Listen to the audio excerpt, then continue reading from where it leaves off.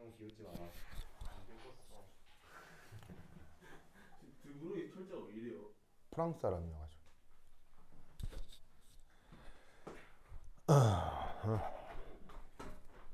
아유 반가워요. 그래. 이게 뭐 오늘도 와줘서 고마워요 재성아. 그래. 재성이 살 빠진 것 같은데요? 아 진짜 봤어. 실제로 빠졌어요? 오. 오. 그래. 알겠습니다. 알겠습니다. 그래. 운동할 수 있나 운동? 아직 운동 안 돼. 식단. 진짜로요? 알았어. 오. 운동도 해라. 너 좀 이따가. 좋아. 스쿼트에 들어왔어. 그래. 살 빠지니까는 동영이 닮았어요. 오. 그래? 그래. 그래요? 알겠습니다. 동영이 왜 기분 나빠해요? 저기 되게 거기 동영이 그거 같아요. 저기 혹성 탈출이라는 영화에 나오는 그 오랑우탄 캐릭터인데 그 캐릭터가 기분 나빠하는 표정이 있거든요. 딱 그 표정이에요. 진짜. 그래요? 동영 미안해요. 자, 어쨌건 자, 이게 이제 그 에너지라고 하는 게 입자적 성격이 있다라는 걸 이제 그 사람들이 인식하게 되면서 그 뭐냐면 요런 표현 기억나죠? 요게 바로 어젠가 얘기했던 포톤 에너지 표현이 되겠습니다. 그래서 파동의 입자성이 있다라는 요거. 그래서 이제 관련해서 광전 효과 실험도 있는데 광전 효과 같은 경우는 여러분들도 뭐 잘 알 것 같으니까 그냥 요쪽으로 이제 바로 넘어온 거예요. 그래서 이제 이 파동의 입자성이 있다라는 이것을 보고 그 프랑스에 살았던 어떤 사람이 어떤 생각을 했냐면 거꾸로는 안 될까를 막 고민을 했던 거예요. 그래가지고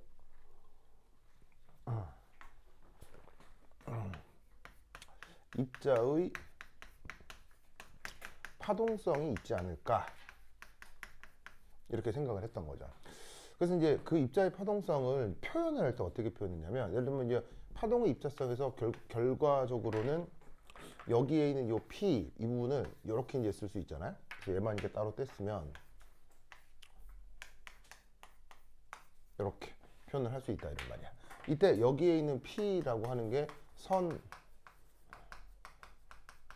운동량이고 선 운동량이야말로 바로 입자의 중요한 이제 성격이 된단 말이에요. 근데 여기 이제 램다가 파장인데 요 파장이 바로 그 파동의 아주 이제 중요한 성격이 되는 거죠. 이 두 개가 수리적으로 연결되어 있는 것이 파동의 입자성을 보여준다면 입자의 파동성은 이제 결론적으로 어떻게 나타날 것이냐? 이렇게. 그래서 마치 그냥 여기 있는 파장하고 여기 있는 운동량을 이게 자리를 바꾼 것처럼 보이지만 실제로 그렇게 증명된 건 아니고 여기서부터 여기까지 도달하기까지 이제 많은 수리적인 처리가 있어요. 근데 이제 이 양반이 물리학자인지라 내가 그런 것까지 다 알지는 못하겠고 그냥 결론만 따져보면 이렇게 된다 이런 말이지. 그래서 이때 이게 바로 이제 입자를 파동적 관점에서 표현하고 있는 그 표현인데 그래서 여기에 있는 이 파장을 뭐라고 부르냐면 물질파라고 이제 이름을 부르게 된 거예요. 그래서 이제 요 자리에다가 여기가 이제 물질파다라고 얘기를 하면 여기에 있는 요 선운동량 요 자리에다가는 이제 드디어 짜잔 이런 표현을 이제 바꾸어 써 넣을 수가 있지. 그래서 여기 이제 M이 뭐냐면은 입자의 질량이 되는 걸 거고요. 그 빛이나 파동은 질량이 없죠. 그래서 이제 빛도 광량자라고 하는 애도 정지 질량은 없기 때문에 여기에 있는 운동량을 이렇게 표현할 수는 없다고요. 이렇게 표현할 수는 없어요. 왜냐하면 광량자는 뭐가 없어요? 질량이 없기 때문에 이렇게 표현할 수가 없어서 그냥 파동의 경우 그 녀석의 성격인 그 파장으로 이렇게 이제 운동량을 표현을 하는 건데 입자 같은 경우는 구체적인 질량이 있으니까 걔 운동량을 이런 꼴로 표현을 해볼 수가 있죠. 그래서 이제 이렇게 표현되는 이 파장을 매터 웨이브 우리말 번역은 물질파다 이렇게 얘기를 하는 거죠. 그래서 저번 시간에 이제 요 수식을 반드시 외워라 라고 했던 것처럼 요것도 꼭 외워놓자. 그래서 이쪽 분야는 어차피 이제 결론을 내놓고 그 결론에 맞게 수식을 변형하는 게 주기 때문에 이게 주요한 몇 가지 수식들을 꼭 암기해 주시면 문제 푸는 데는 크게 어렵지가 않습니다. 자, 그럼 이제 이거와 관련해서 논의를 조금 더 해보면, 자, 세 번째, 이게 스탠딩 웨이브라고 하는 게 있죠. 정상파. 스탠딩 웨이브. 자, 우리말 번역은 정상파.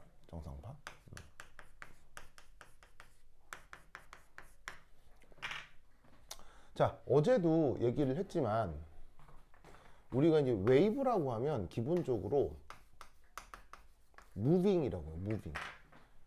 그래서 파동이라고 하는 건 어디론가 왔다 갔다 이제 앞뒤로 왔다 갔다 한단 말이야. 그래서 바닷가에 가서 파도를 봐도 그놈의 파도가 나한테 오는 것 같기도 하고 나에게서 멀어지는 것 같기도 하고 그런 얘기 했었죠, 그렇죠? 네. 근데 여기 있는 웨이브 중에서 어떤 웨이브가 있을 수 있냐면 바로 가만히 서 있는 이런 웨이브가 있을 수 있다 이런 말이지. 알겠죠? 그래서 이제 이 녀석은 특정 영역에 머물게 됩니다. 특정 영역에 머물러요. 이런 특징을 갖는 게 바로 이제 정상파의 희한한 특징이죠. 그래서 알아둬야 될 게 이 녀석이 현 것도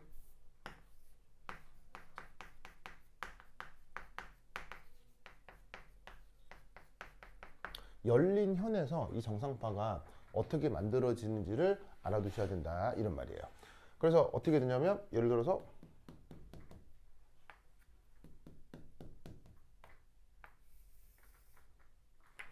좀 밑에다 그릴까?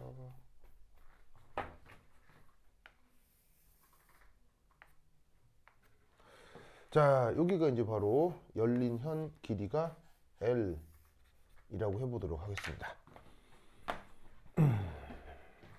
그래서 이게 현의 길이. 그래서 여기 현이라고 했는데 그야말로 그냥 현악기에서 벌어지는 일입니다.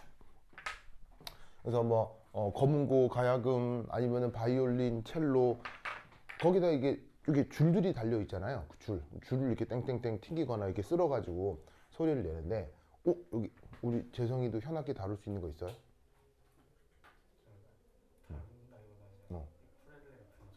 우쿨렐레. 진짜요? 저기 재성이 이렇게 큰 그 멕시코 판촌보다 큰 거 있잖아요.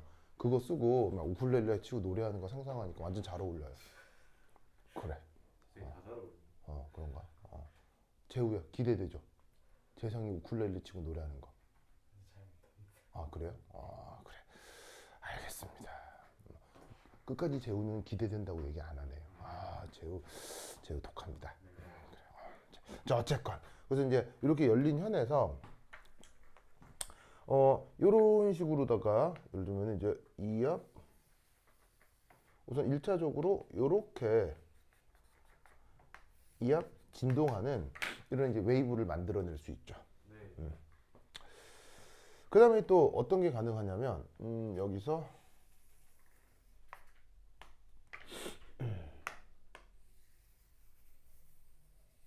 요렇게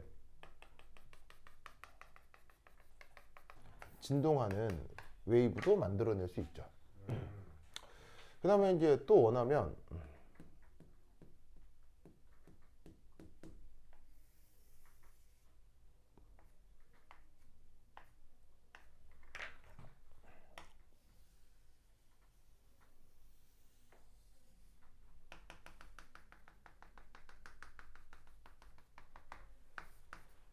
요렇게 진동하는 웨이브가 만들어지게 할 수 있죠.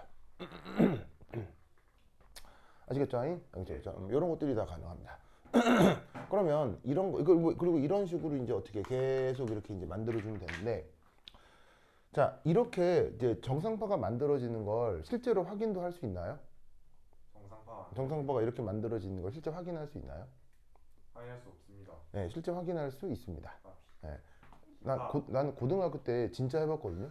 진짜 어떻게 했냐면 그 진짜로 수학 시간에 아니 진짜 물리 시간에 장학금. 예, 물리 시간 갑자기 물리 선생님이 자 여러분 우리 다 운동장으로 나가자 해서 다 나가고 진짜로 물리 시간에 갑자기 물리 시간에 운동장으로 나가자는 거예요. 그래서 왜 운동장? 그러더니 갑자기 그 물리 선생님이 자 여기 줄넘기 하나씩 잡아봐요. 그렇게 이제 줄넘기를 하나씩 다 잡고 두 명이 서가지고 막 흔들고 진짜 흔들었어요 운동장에서 진짜로. 그래가지고는 자 재성이 재성 줄넘기 잡아봐요 주성. 자 재성 흔들어. 진짜 이렇게 흔든 거야. 와우. 이렇게 흔드니까 진짜 이렇게 돼. 이렇게 돼. 진짜 정말로. 그래서 이렇게 흔드는 이걸 정상파라고 하는구나. 왜냐면 흔드는 동안 내가 이게 줄을 어디 휙 놓치지는 않을 거 아니에요. 그러니까 계속 잡고 있는 거라고 하면 이 현이 어디 가진 않을 테니까 여기서 흔들 이게 만들어지겠구나 하면서 이제 선생님이 자 좀 더 세게 흔들어 봐요. 그래서 이제 둘이서 이제 좀 더 세게 죄송 세게 시작 하면은 진짜로 이게 돼. 정말 이게 돼. 정말 돼요. 진짜로 둘이서 박자만 잘 맞추면 이게 된다니까. 정말 된다니까. 그런 다음에 죄송합니다. 미친 듯이 시작 하면은 이건 힘들어요. 근데 이거부터 안 되더라고. 이게 그 인간의 힘으로는 이거 힘들더라고. 그래서 이제 요거 이상은 이제 기계 있잖아요. 기계에 딱 걸어놓고 기계로 이제 이렇게 막 꽝 하고 이제 딱 박자 맞춰서 하면 기계상에서 진짜 이런 현들이 만들어져요. 이게 진동하는 장치를 만든 다음에 박자를 딱 맞춰서 흔들면 요 이상의 웨이브 같은 경우는 기계의 힘을 빌리면 진짜 이렇게 되는 걸 확인을 할 수가 있더라고요. 그래서 그 물리 시간에 진짜로 나가서 이렇게 된 걸 실제로 봤는데 아무것도 아닌데도 그런 거구나 라는 걸 좀 본 게 좀 신기하긴 했어요. 어렸을 때. 그래서 여러분들도 기회가 되면 해보면 좋겠어요. 그래서 나중에 재성이 동영이랑 해볼 거예요? 아니면은 재우랑 해볼 거예요? 누구랑 해볼 거예요? 재성아? 다 한 번씩 해보고 알겠습니다. 그래. 그래서 이렇게. 자, 그러면 이때 이런 식으로 나타나는 상황을 이제 수리적으로 좀 표현해보고 싶었던 거야. 그래서 이제 어떻게 될 거냐? 지금 얘는 이런 식으로 위아래로 이제 진동을 하게 될 때 보시다시피 마루가 하나밖에 안 나타나잖아. 네. 마루 하나. 그러면 온 파장이 되려면 마루 하나, 골 하나 이렇게 있어야 되지. 그럼 이제 얘 같은 경우는 얘가 조금 더 확장을 한다고 쳤을 때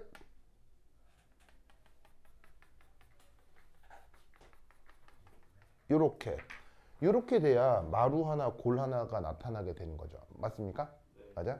그렇다면 위아래로 이렇게 움직이는 이 파형의 경우는 이런 식으로 파형이 만들어진다고 하면 이 파형의 원래 파장 길이는 여기서부터 여기까지인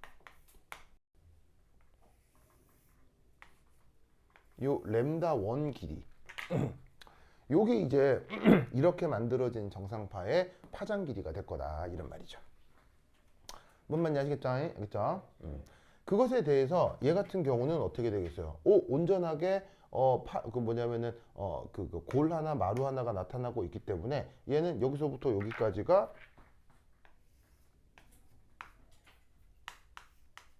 온 파장 길이가 될 거다 이런 말이죠.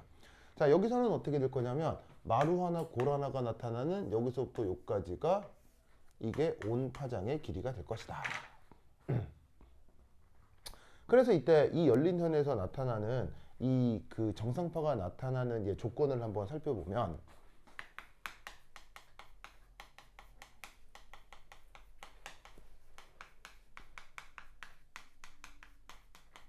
바로 현의 길이 L 안에 램다라고 하는 절반의 파장이 자연수 개수만큼 생기고 있는 것을 확인할 수 있다 이런 말이죠. 그래서 이때 이 부분에서 만들어지는 정상파가 n이 1인 조건에서 얘는 2인 조건에서 3인 조건에서 이렇게 정상파가 형성이 된다 라고 표현해 볼 수 있는 거예요. 그래서 여기다가 이제 n1 넣으면 여기에 있는 요 램다 1이라는 파장의 절반 길이가 요 현의 길이와 같고 여기다가 2를 넣으면은 여기 주어져 있는 요 램다 2라는 파장 길이가 현의 길이 L과 같고 요것도 마찬가지로 표현해 볼 수 있다는 거죠.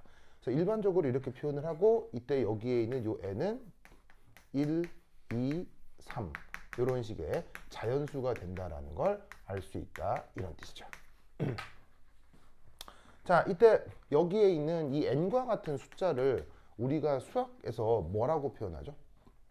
n과 같은 숫자를 수학에서 뭐라고 표현하죠? 네. 저 n과 같은 숫자를 우리가 수학에서 뭐라고 얘기를 하죠?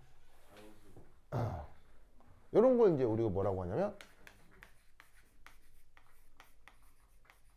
바운더리 컨디션이라고 하죠. 바운더리 컨디션이란 말 들어본 적 있어요? 우리말 번역으로는 경계 조건.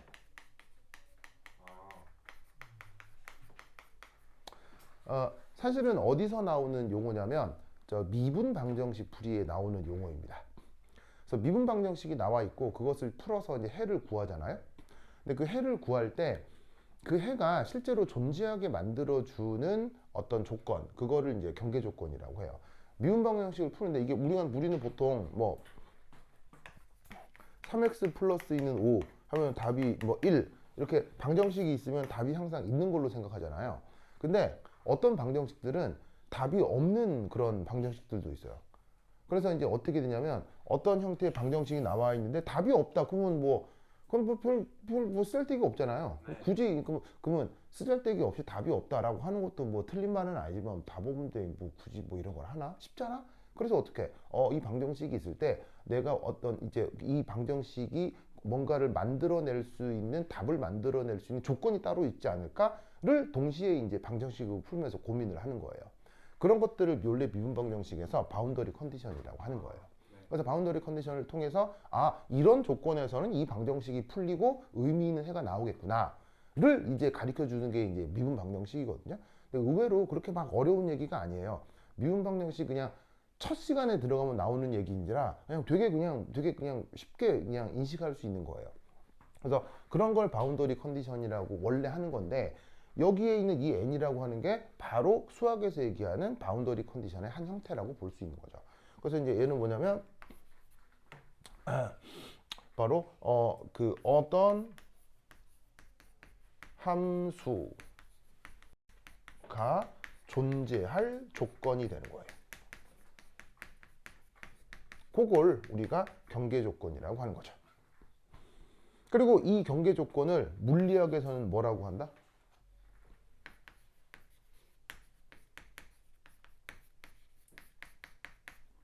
그래서 이제 수학에서 원래 쓰던 말이에요. 바운더리 컨디션. 이거를 이제 물리학에서 뭐라고 얘기하면 되겠어요?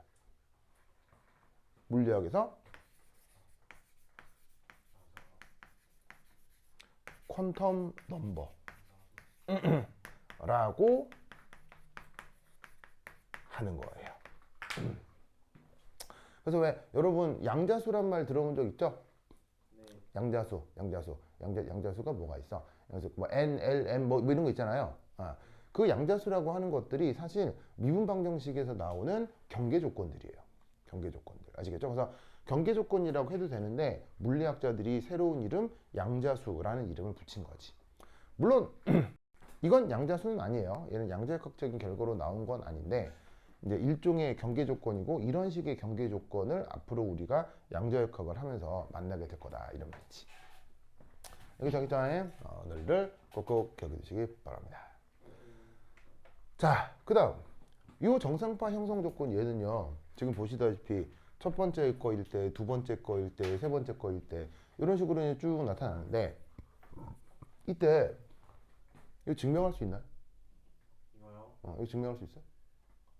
수학습. 이거 증명할 수 있어요?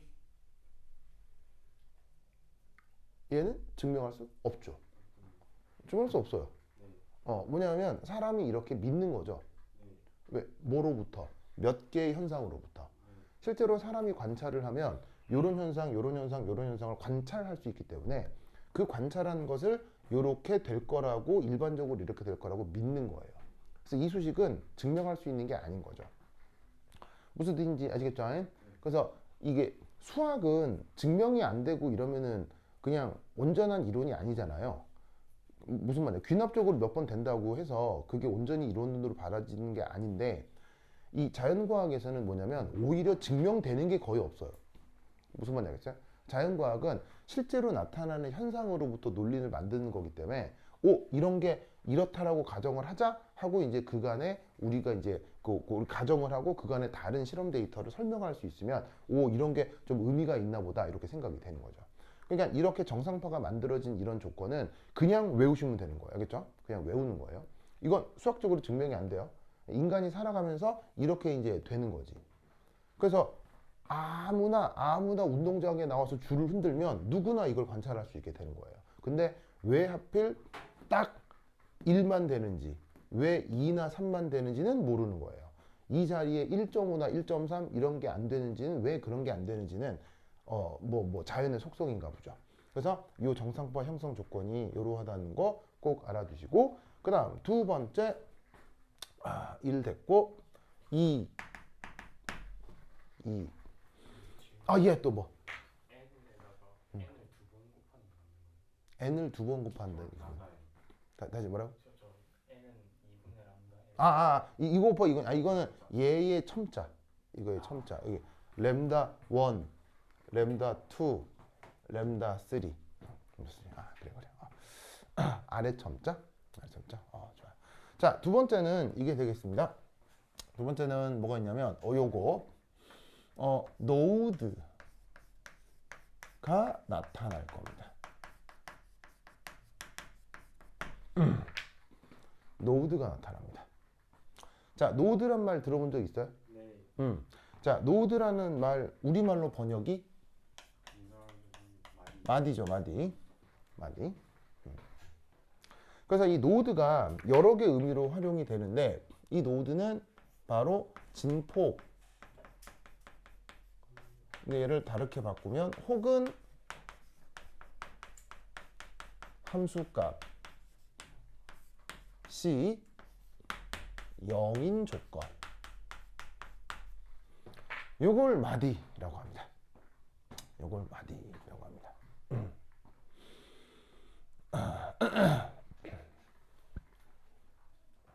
자, 그럼 어디서 마디가 나타난다는 얘기겠어요? 바로 여기 이렇게 표현하는 것들이 다 마디란 얘기겠죠? 이런 게 이제 마디란 얘기겠죠?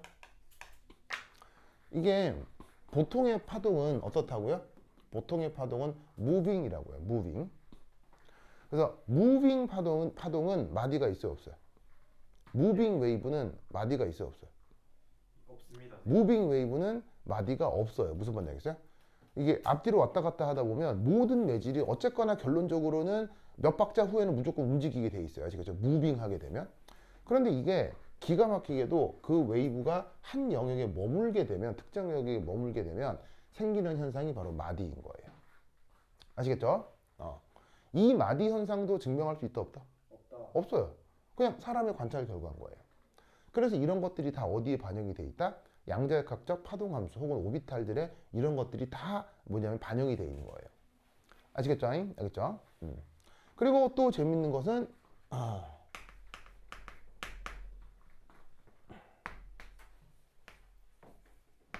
이 n 값이 커질수록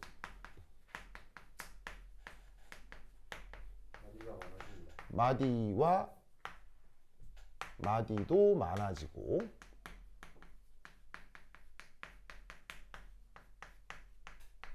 에너지 상태도 커지는 걸 알 수 있습니다.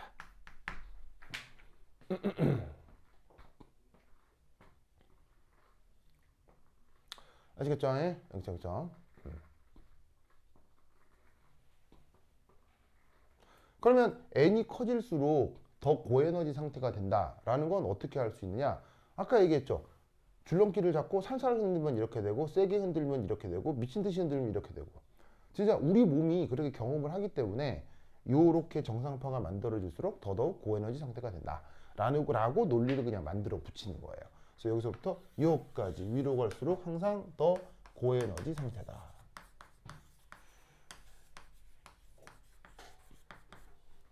그러면 이런 식으로 정상파가 나타날 때 요렇게 이런 조건이 만들어져야 된다. 그리고 노드가 만들어져야 된다. 그리고 n값이 커질수록 더 고에너지 상태가 된다. 라고 하는 것들이 다 어디에 반영되게 되어 있다? 양자역학적인 파동함수에 다 반영되게 되어 있다. 이런 얘기예요. 그래서 이제 이런 현상들을 이런 뭐냐면 정상파에서 생각해 볼 수 있습니다. 됐죠, 됐죠? 됐죠, 됐죠? 재성아 다 썼어요? 자, 다음 지운다.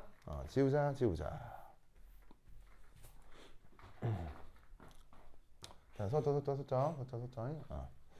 자, 그다음 이거 지운다. 여기 줄게요. 으쌰.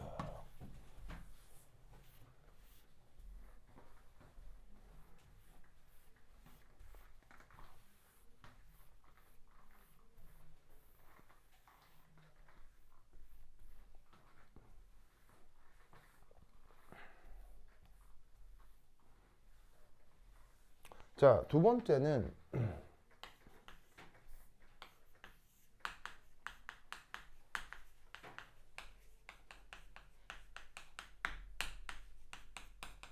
요놈의 정상파가 원주에서 만들어질 수도 있습니다. 네, 현이 이렇게 딱 닫혀 있는 거. 요런 데서도 뭐냐면은 정상파가 만들어질 수 있거든요. 그럼 그 정상파가 만들어지는 조건을 잠깐 한번 살펴보면 뭐 이렇게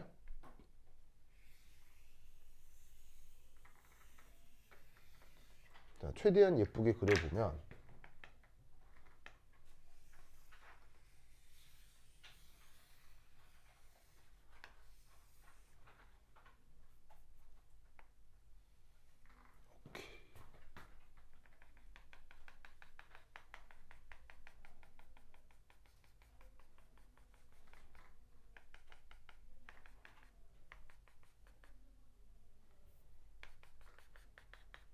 짜잔 이런 식으로 위아래가 진동하게 되는 게 이게 바로 닫힌 현에서 정상파가 만들어지는 방법입니다. 그럼 얘가 어떻게 맹그러진 거냐면 사실 이제 이렇게 맹그러진 거라고 볼 수 있어요.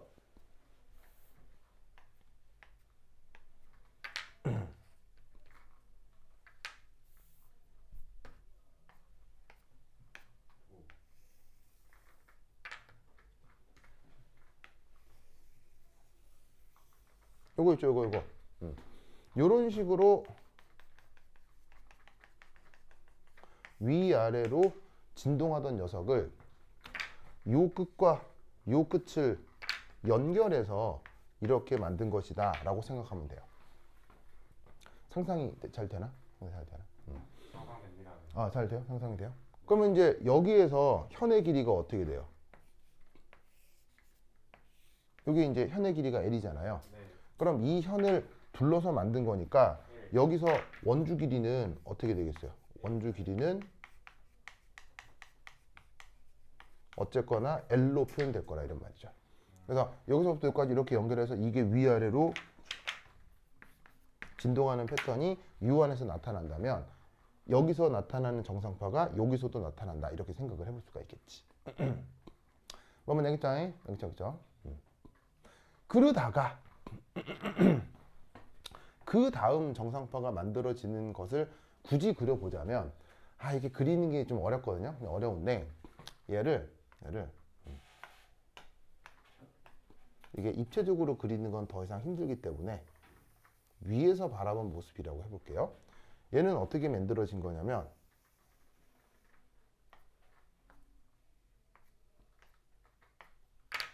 얘가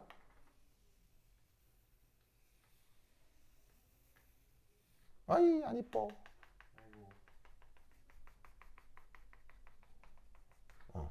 요렇게 이제 위아래가 진동하는 것을 요 끝과 요 끝을 연결해서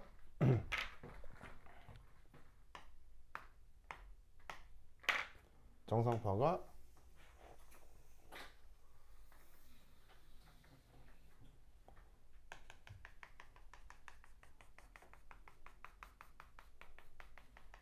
요렇게 진동하게 만들어낼 수 있습니다. 그래서 요 끝하고 요 끝을 이렇게 접어가지고는 위에서 내려다보면 파형이 위로 올라갔다가 내려갔다가 올라갔다가 내려갔다가 올라갔다가 내려갔다가 이런 걸 확인할 수 있게 된다 이런 말이죠. 뭔 뜻인지 아시겠죠? 그렇죠? 그래서 결국 여기에서 일반적으로 이제 어떤 꼴이 만들어지냐면 요렇게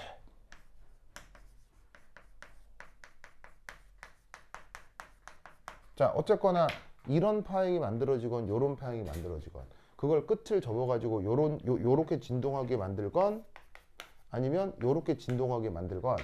어쨌거나 원주 길이는 항상 L로 표현이 되겠죠, 그렇죠? 네. L.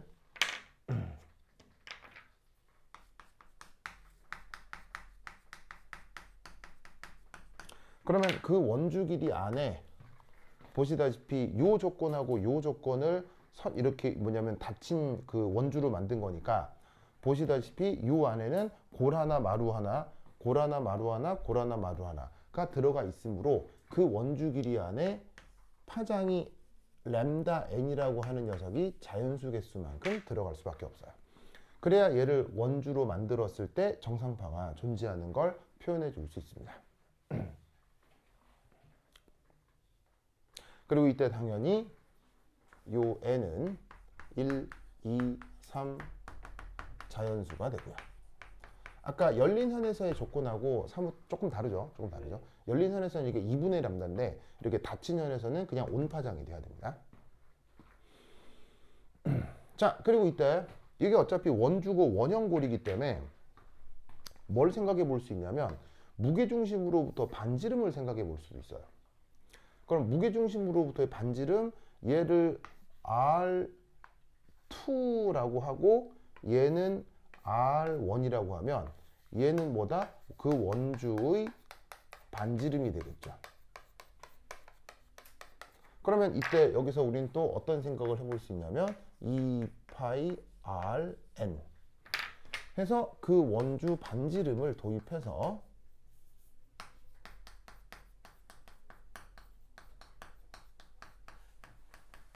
L을 이런 꼴로 표현할 수 있습니다. 알겠죠? 알겠죠? 그래서 이게 열린 현에서 정상파가 만들어지는 조건입니다. 당연히 어디가 더 고에너지 조건? 이렇게 마디가 좀 더 많이 만들어지는 것들이 훨씬 더 고에너지 조건이겠죠.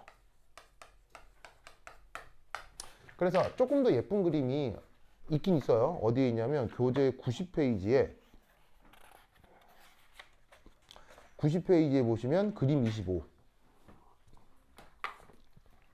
그래서 이제 조금 더 예쁜 그림이 교재 90페이지에 그림 25에 보시면 닫힌 원주에서 요 n값이 경계 조건이 7이 되는 그 정상파 형성되는 그림이 나와 있거든요. 근데 이거 어떻게 입체적으로 내가 칠판에 구현할 방법이 없어서 한번 보시고 이렇게 한번 느낌을 보세요. 알겠죠? 그래서 보면 그 예쁜 그림이 나와 있을 거라고. 너 왜 책이 없어요? 저 가방에 있어요. 지금. 아 그래? 제 머릿속에 있어요. 알았어요. 요거.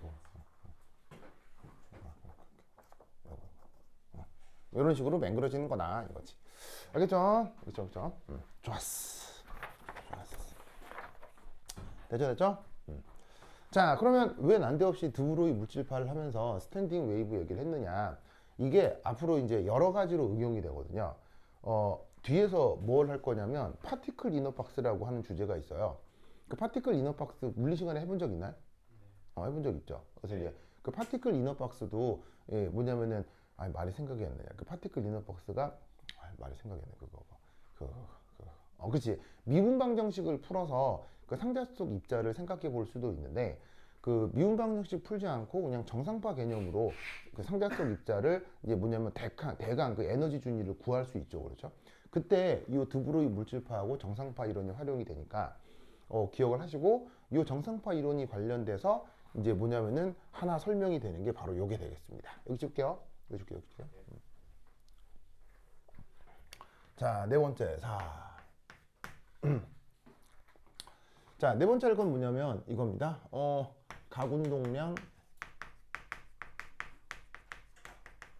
양자화 조건. 어디에서? 보어 모델.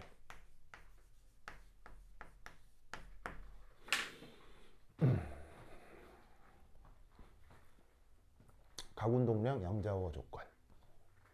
자, 가군동량 양자화 조건 이런 말 들어본 적 있죠? 네. 들어본 적 있죠?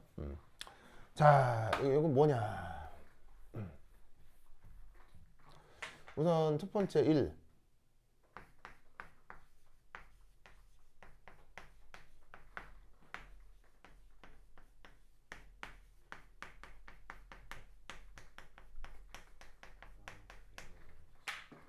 자, 여기 이제 어떤 말이 나오냐면 플래나토리라는 말이 나와요. 네. 자, 플래나토리 모델이 뭐예요? 행성 모델. 행성 모델. 누가 얘기한 거죠? 러버드. 그렇죠. 어.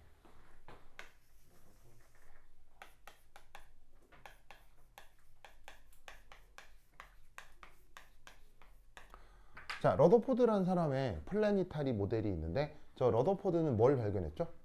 러버드는 원자핵을 발견. 원자핵을 발견했죠. 원자핵을 발견했고 무엇의 존재를 예상했어요?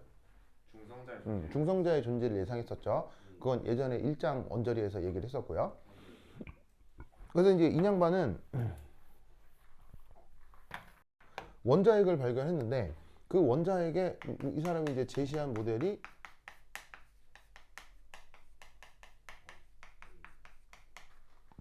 자, 이렇게 이제 원자핵이 이렇게 있으면 여기에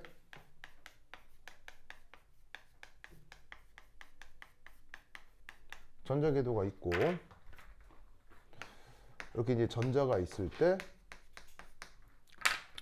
이게 마치 이제 별 같다면 이 전자가 행성같이 요 위를 이렇게 원운동한다. 이렇게 생각을 한 거예요. 원운동을 한다. 이렇게 생각을 한 거예요. 그런데 이때 이 전자궤도가 어떻게? 임의로 결정이 되죠. 네.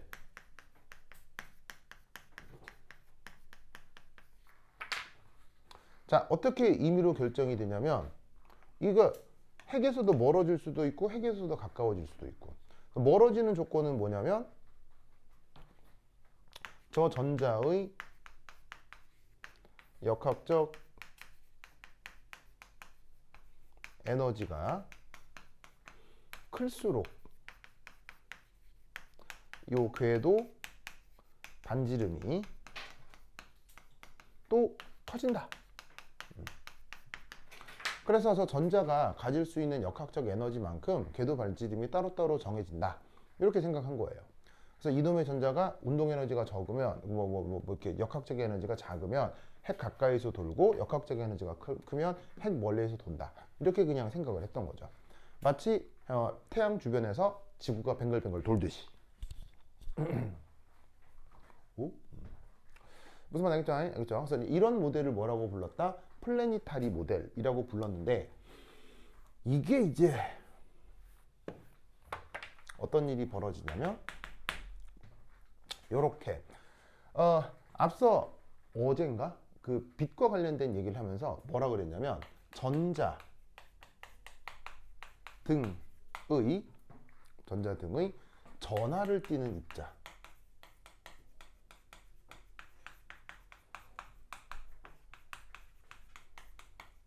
얘는 뭘 하면 가속운동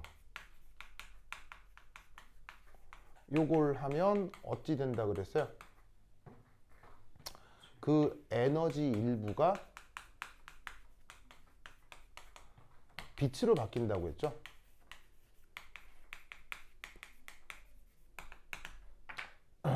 그래서 어떻게 되냐면 여기에 있는 이 전자가 어떻게 돼요? 여기에서부터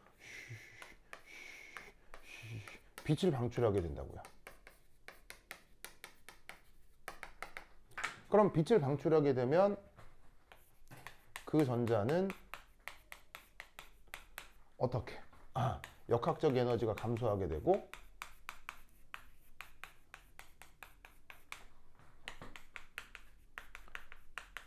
결국에는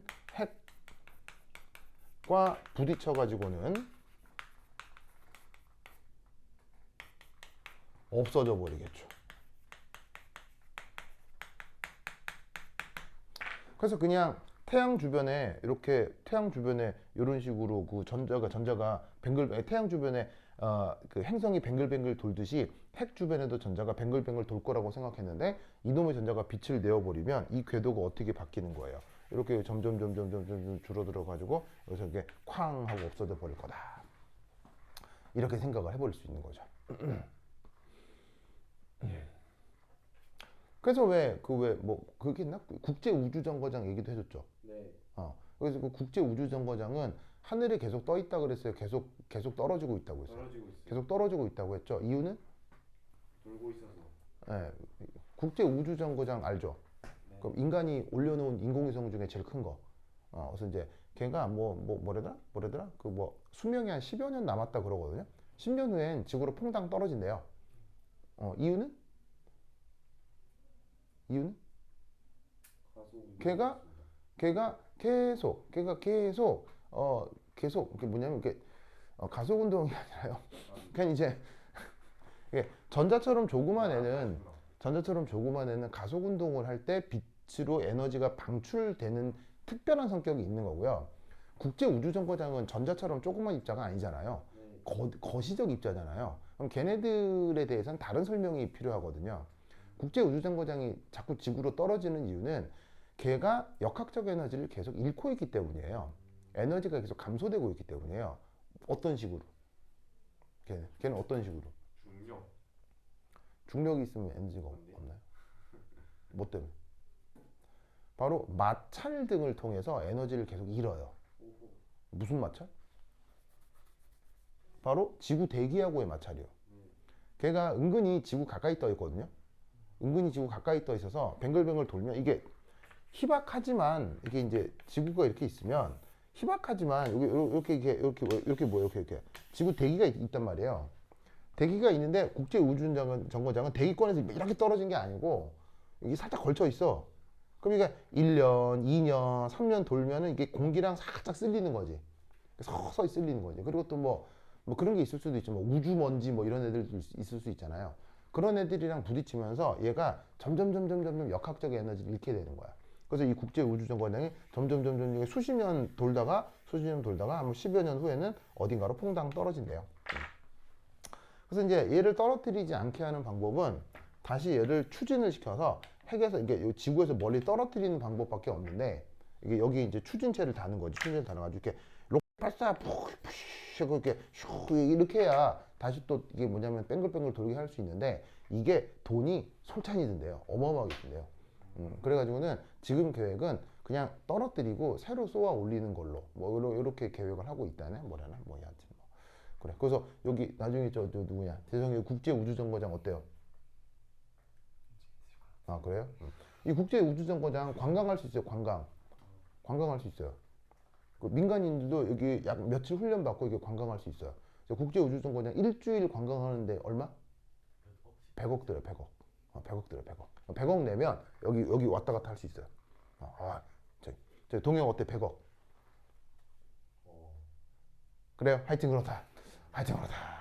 그래서 이런 식으로 전자도 계속 핵을 향해 떨어진다면 결국 그 핵과 전자가 충돌해가지고 소멸된다. 그럼 이건 원자가 안정하다는 얘기예요. 원자가 굉장히 반응성이 커서 불안정하다는 얘기예요. 원자가 굉장히 불안정하다는 얘기죠. 그러면 우리가 살고 있는 이 우주의 물질 체계 역시 굉장히 불안정하고 막 핵 변환이 자꾸 일어나고 그래야 될 텐데 실제로는 원자는 불안해요. 상당히 꽤 안정한 편이에요. 원자의 구조는 상당히 꽤 안정한 편이죠. 그러니까 우리가 알고 있는 이런 물질 체계가 꽤 긴 시간 동안 유지가 된단 말이에요. 그러니까 이렇게 전자가 막 맹맹 해가지고 맹 없어지고 이거 좀 이상한데? 이렇게 되는 거지. 그래서 제시됐던 모델이 바로 보호 모델이 된다 이런 말이야. 뭐만 알겠죠?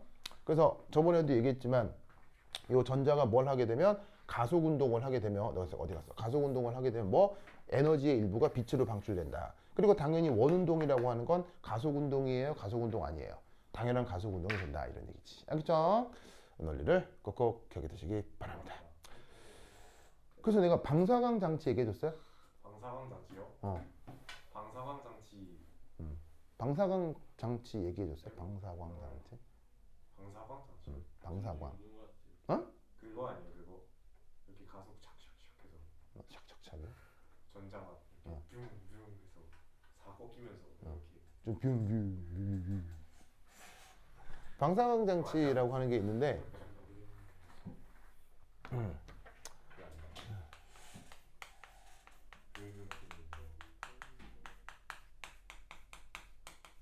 그러니까 원리적으로는 아주 단순한 장치예요.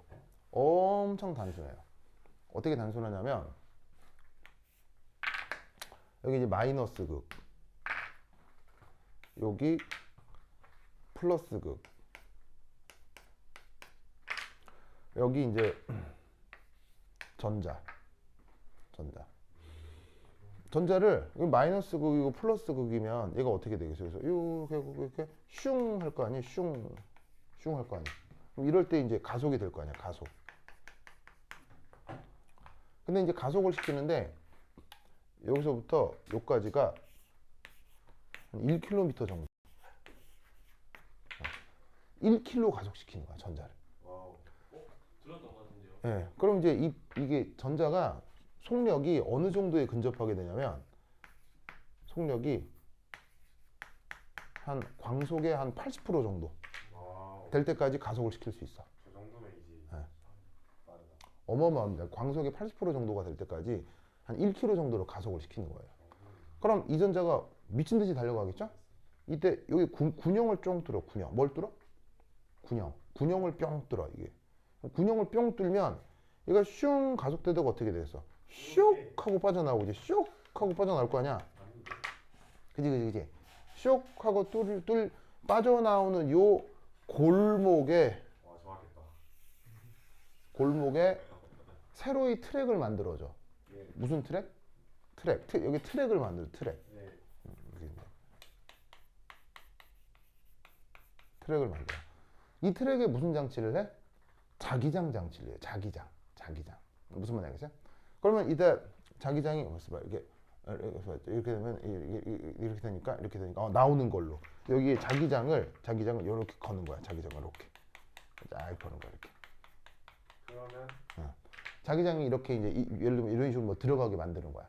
네. 그럼 어떻게 되냐면 얘가 전자가 이렇게 흐르면 이제 전류는 저쪽이니까는 유도장이 이렇게 생기고 그럼 이제 로렌츠 힘이 걸리는 거지. 로렌츠 힘이 걸려서 이놈의 전자가 원래 쇽 빠져나갈 게 요 자기장이 깔려 있는 트랙 자기장 속으로 얘가 여기서 쉥 하고 이렇게 원운동을 하게 되는 거야. 무슨 말 알겠죠? 그러면 이 자기장 셀까 작을까? 이 자기장 세죠. 어마어마해.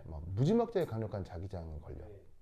그래서 예전에 나왔던 영화 중에 터미네이터란 영화가 있거든요. 맞아요. 터미네이터란 영화에 그 미래에서 온 로봇이 있는데 그 로봇이 막 무시무시한 킬러 로봇이에요. 그래서 무시무시한 킬러 로봇이어서 사람들을 막 죽이러 오거든요.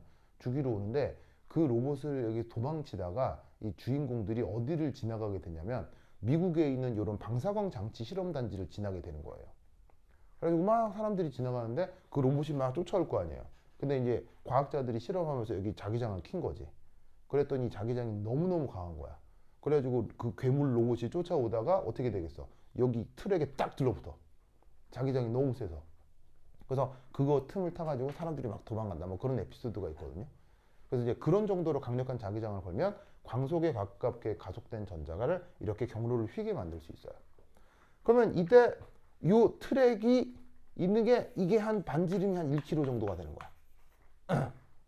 어마어마한 이 뭐냐면 트랙을 만드는 거지. 그러면 이때 어떤 일이 벌어지느냐? 이 전자가 이압 하고 원운동 비슷하게 하는 걸 움직이게 되는 거지. 그럼 요거 자체가 가속 운동이잖아. 그럼 이 녀석이 움직이는 방향에 이런 접선 방향으로 뭐 빛을 방출하는 거야. 무슨 말 알겠어요? 그리고 이때 이 빛은 강도가 약하게 써 어마어마한 강도의 빛이 나오고 있어. 이 빛은 강도가 어마어마한 거야. 왜냐하면 얘가 운동 에너지가 무지막지하게 크기 때문에. 즉 이 녀석이 가지고 있는 에너지가 클수록 방출하는 빛 에너지도 엄청나게 강력해져요. 그러면 이때 여기에 빛이 새어나오는 길목이 있을 거 아니야. 빛이 새어나오는 길목에 조그맣게 건물을 지어. 조그만 실험실이 하나씩 지어지는 거야. 어디를 따라서? 요 트랙을 따라서. 그럼 요 실험실 안으로 사람들이 들어가서 요 빛을 받아 실험을 하는 거예요. 그럼 요 빛을 받아가지고 내가 원하는 샘플하고 이 빛이 어떻게 상호작용하느냐. 그런 걸 활용해서 이 안에서 굉장히 다양한 측정 실험이 이루어져요. 무슨 뜻인지 아시겠죠? 알겠죠? 그래서 이제 요런 걸 우리가 이제 뭐라면 방사광 단지라고 해요. 방사광 장치라고 하는 거라고. 그러면 생각해 보면 원리적으로 되게 복잡한 거예요. 원리적으로는 아주 단순해요. 이론상 괜찮아. 네, 원리적으로는 굉장히 단순하죠. 하지만 자기장. 사이즈가 어마어마하잖아요. 맞아요. 그래서 이런 거 지을 때 돈이 많이 들겠어요? 조금 들겠어요? 굉장히 많이 듭니다. 어마어마합니다. 얼마나 들까요? 이거 한 20년 전 가격으로 20년 전 가격으로 2조 정도 들거든요. 2조 정도가 들어요. 그럼 결국 이런 실험 단지는 주로 어디에 있겠어요? 이런 실험 단지는 어디에 있겠어요? 주로 강대국. 그래서 강대국. 그래서 이 실험 단지가 전 세계에서 제일 많은 나라? 미국. 바로 미국입니다. 미국. 알겠어요? 그렇죠. 그래서 이 실험 단지는 사실은 뭐이기도 하냐면 국력의 상징이기도 해요. 그래서 이 실험 단지를 많이 갖고 있는 나라가 사실 강대국이에요. 그럼 이 말은 요거 그 다음 많이 갖고 있는 나라 우리나라입니다. 러시아. 바로 소련과 미국이 체제 전쟁을 했었죠. 냉전 시대 때. 그때 서로 앞다투어 만들면서 그때 미국하고 소련 사이에서 엄청난 과학 발전이 있었어요. 그 다음 많은 게? 그 다음 많은 게? 우리나라입니다. 중국. 우리나라. 중국. 알겠죠? 중국. 그 다음 많은 게? 일본. 유럽연합. 유럽은 연합에서 이걸 동시에 운영합니다. 그러니까 지금 다 무슨 순이에요? 강대국 순이라고요. 그렇네요. 그 다음 많은 데가 일본입니다. 그래서 일본에 이거 2개 정도 있는 걸로 내가 알고 있습니다. 두 개인가 있는 걸로 알고 있습니다. 그래서 근데 한게 아니야. 일본에 가면 이 연구단지가 있는데 가장 유명한 단지 중에 일본에 가면 스쿠바라고 하는 지역이 있어요. 그래서 일본 스쿠바에 가면 이 연구단지가 있습니다. 그래서 내가 왜 이렇게 잘 아느냐? 선생님 연구 그거잖아요. 여기 갔었거든요. 여기 가서 실제로 여기 들어있는 게 정의론이야. 무슨 말인지 알겠어요? 정의론이 여기서 이게 측정하고 했었던 기억이 있어요. 그래서 일주일 내내 여기서 측정했던 기억이 있어가지고 이 상황에 대해서 좀 잘 알지. 그리고 이 연구단지가 우리나라에도 있을까요? 연구단지요? 이 방사광 연구단지가 우리나라에도 있을까요? 우리나라 있습니다. 우리나라에 있을까요? 있습니다. 선생님. 당연히 있죠. 네. 어디? 그게 바로 포항공대입니다. 그래서 포항공대는 사실은 대학교의 기능도 하지만 사실은 포항공대는 요 방사광 연구단지의 거대한 오퍼레이터 시스템입니다. 그래서 포항공대의 역할은 교육기관이기도 하지만 동시에 뭐이기도 하다? 요 방사광 연구단지의 관리기관입니다. 그래서 그런 역할을 수행하는 게 사실은 포항공대예요. 그래서 이제 이게 기본적으로 2조 어마어마한 장치인데 여기 이제 우리나라에서 이제 언제 이거 만들었게요? 언제 만들었게요? 바로 전장군 때. 어이구. 전장군 알죠? 전장군. 예. 전두광 장군. 그래. 제가 전두광 장군 알아요? 전두광 장군. 네, 전두광 장군. 오. 제가 몰라요? 전두광 그 사람이다. 여기 영화 안 봤구나. 서울의 봄. 받지 않았는데. 그 전두광. 우리 봤어요. 거기 전두광 장군 나오잖아요. 우리는 그거 봤어. 그 전두광 장군 아니, 아, 기억이 안 난다고? 전두광 모르면 서울포 안 먹어. 전두광을 모르면 서울의 봄. 서울에 영화 틀어줬을 때 응. 가서 응. 아. 아, 그랬어요? 많이 안 썼는데. 그게 그 여러분들이 봤으면 하는 봤으면 하는 얘기 중에 그때 그 사람들이라는 영화가 있거든요. 혹시 이 얘기하는 사람? 이 영화 본 사람? 제가 볼까 말까 생각하고. 이 영화 진짜 재밌어요. 진짜 재밌어요. 맞습니다. 이 영화는 지금까지 우리나라에서 만들어졌던 와우. 박정희에 관련된 영화 중에서 가장 재밌는 영화입니다. 제일 재밌습니다. 제일 재밌습니다. 어떤 얘기냐면 박정희가 결국 어떻게 죽습니까? 술 먹다가 총 맞아 뒤지죠. 네. 무슨 말인지 알겠어요? 그 사건을 영화로 만든 겁니다. 근데 사실은 박정희가 죽는 영화는 드라마에서도 되게 많이 드라마에서도 나오고 뭐 많이 나오잖아요. 많이 나오는데 그 중에서 원탑이 이 영화입니다. 와우. 원탑이 이 영화입니다. 왜냐하면 이 영화는 코미디 같은 요소가 있습니다. 근데 여기서의 코미디는 뭐냐면 개그 콘서트 같은 코미디가 아니고요. 개그 콘서트 같은 코미디가 아니고 와 이제 저때 저랬다고 하는 기가 막힌 웃음이잖아요. 아, 조롱 섞인 웃음. 그럼 와 세상에 대한민국이 저때 저랬다고? 진짜 이런 웃음이잖아요. 그러니까 근데 사실은 이런 웃음이라 바로 사실 엄청난 비판 의식에서 나오는 웃음이잖아요. 그래서 이 영화가 나왔을 때 박정희 쪽 유족에서 소송을 걸었어요. 박정희 쪽 유족이 누구야? 박근혜. 그래서 소송을 걸어가지고 이 영화에 대한 상영 금지 가처분 신청이 나왔던 거예요. 그 장면이 너무 리얼했던 거야. 너무 리얼했던 거예요.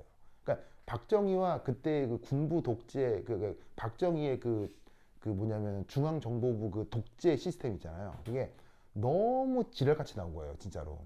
그래서 사람들 와, 막 그러니까 그게 뭐 좀 캥겼겠지?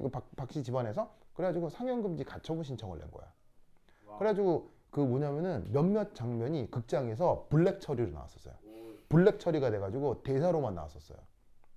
그래가지고 우리나라 영화 제작자들이 그때부터 쫄아가지고 영화를 만들 때 전두환을 전두환이라 부르지 못하게 된 거야. 오, 그래서 우리나라 영화에서 다 이름이 살짝 바뀌어. 맞아요. 무슨 말인지 알겠어요? 그게 그때부터야. 이 영화 때부터야. 그래가지고 이 영화는 뭐 박정희, 김재규 그대로 그 이름이 나오거든요. 근데 이 영화 이후부터 우리나라 영화 제작자들이 쫄아가. 왜냐면 그리고 결국 그거 뭐냐면 소송 걸렸는데 뭐 사실은 어떻게 됐겠어요? 무죄 났어요, 무죄. 무죄 났어. 근데 소송을 걸린다는 것 자체가 짜증나는 일이거든요. 그래갖고 무죄 아니 무혐의가 아니라 무죄면은 네. 그 죄는 있는데 그 처벌할 정도는 아니다라는 의미를 아마 무죄였는지 무혐의였는지 별일 없이 넘어갔어요. 네. 무죄면 죄는 있다는 소리일 텐데.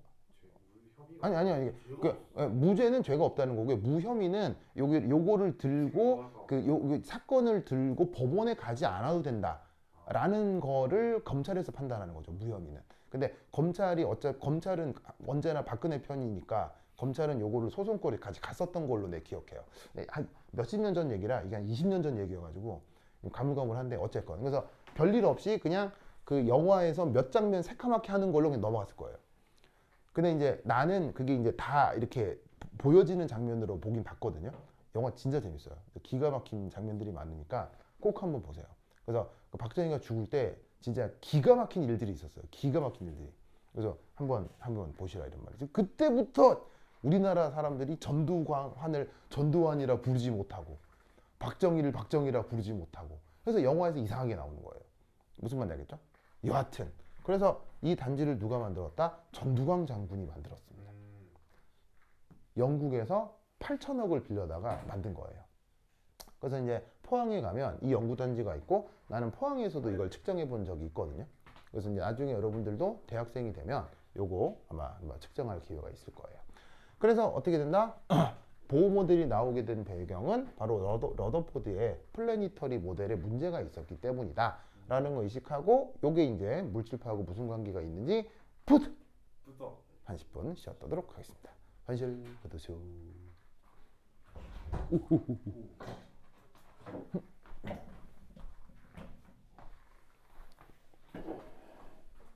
오 너무 많이 찍었다.